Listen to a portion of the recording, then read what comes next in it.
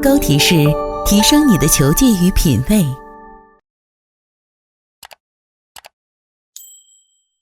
I'd highly recommend that if you're struggling and you find, especially on a long putt, that you're not 100% sure where the line should be, break that putt down and work your way back from the hole and try and figure out exactly how much it's going to break and how far you need to be aiming off away from the hole to get it to finish there.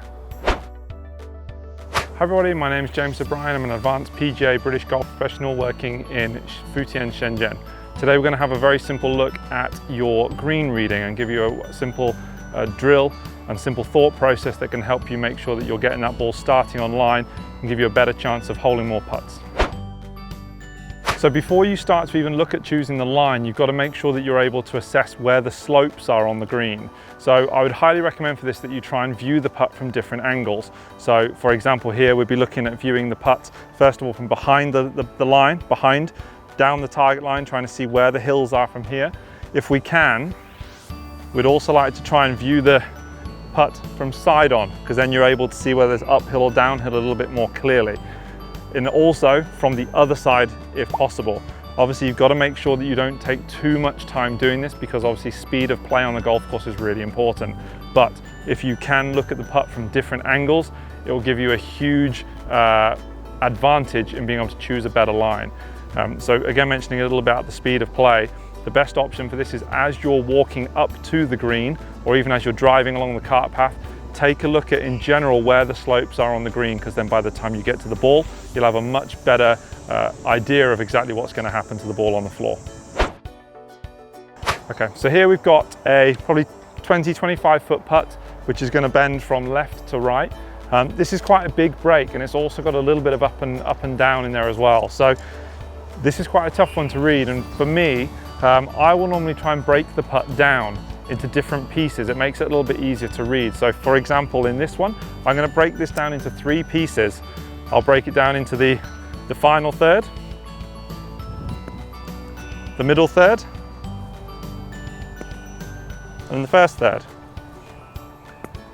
And what I'm going to do is I'm going to be looking at, in each section of this, how is the ball going to bend? Is it going to bend? Is it going to be fast, slow? So for example, from the hole, that last third, we can see the left side is very high. It's also downhill.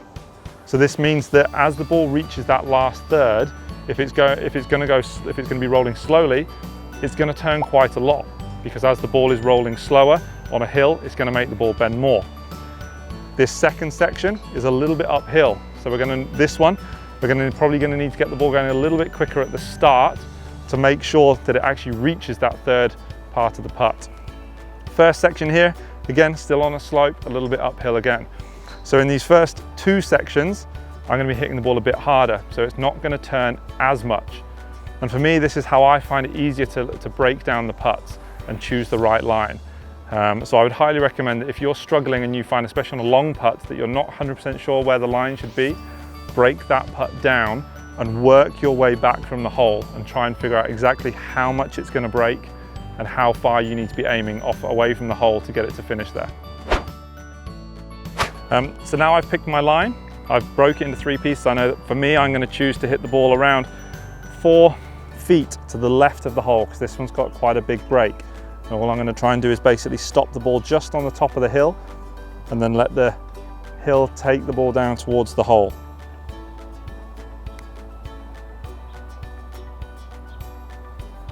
So that one a little bit short on power, but the line's not too bad. So that gives me a good chance of making a nice 2 putt there. From this position, I'll be quite happy with that.